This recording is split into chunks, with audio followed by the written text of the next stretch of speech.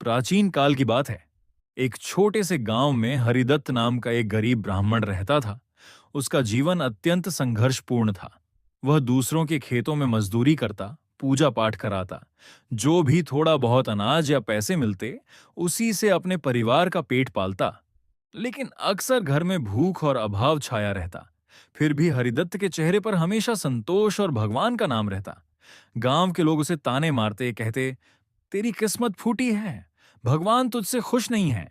लेकिन वह हंसकर जवाब देता, भगवान की इच्छा के बिना पत्ता भी नहीं हिलता।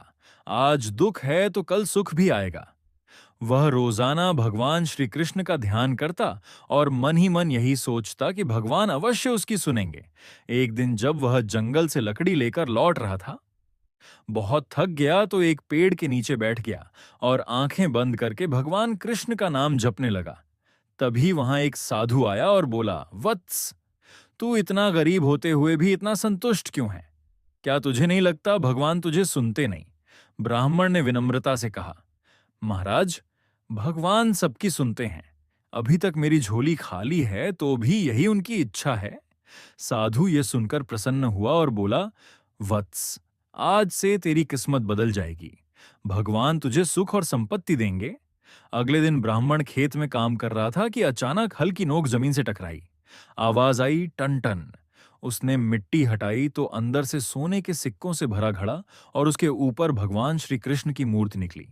ब्राह्मण की आंखों से आंसू बह निकले। उसने मूर्ति को माथे से लगाया और बोला, प्रभु, यह आपकी ही कृपा है। मैं इस धन का उपयोग धर्म और समाज की सेवा में करूंगा। जब यह समाचार गांव में फैला तो सब चौंक गए। जो लोग कल तक उसका मजाक उड़ाते थे, वही अब उसके घर भीड़ लगाने लगे। मुखिया बोला, ये खजाना गांव की संपत्ति है, हमें सौंप दो।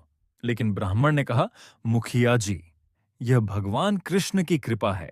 मैं इसे अपने पास रखूंगा, लेकिन इसका उपयोग केवल अच्छे कार्यों में होगा।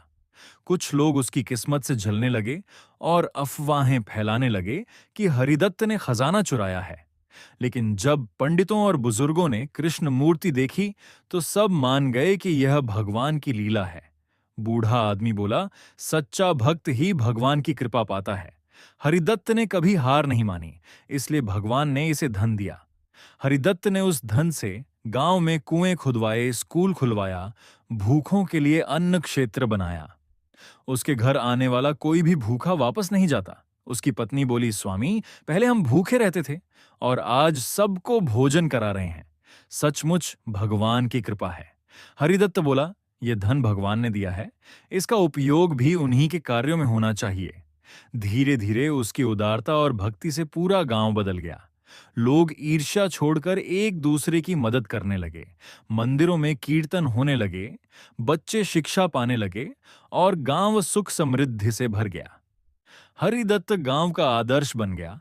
लोग उसे धन्य ब्राह्मण कहने लगे। ये कहानी हमें सिखाती है कि सच्ची भक्ति और धैर्य से भगवान अवश्य प्रसन्न होते हैं। धन का सही उपयोग समाज और धर्म की सेवा में करना चाहिए। कठिनाई कितनी भी हो, विश्वास और कर्म कभी नहीं छोड़ना चाहिए। किस्मत मेहनत, भक्ति और अच्छे कर्म से बदलती है और यही कारण है कि गरीब ब्राह्मण हरिदत्त की किस्मत पलटी और वह भगवान कृष्ण की कृपा से गांव का सबसे सम्मानित व्यक्ति बना।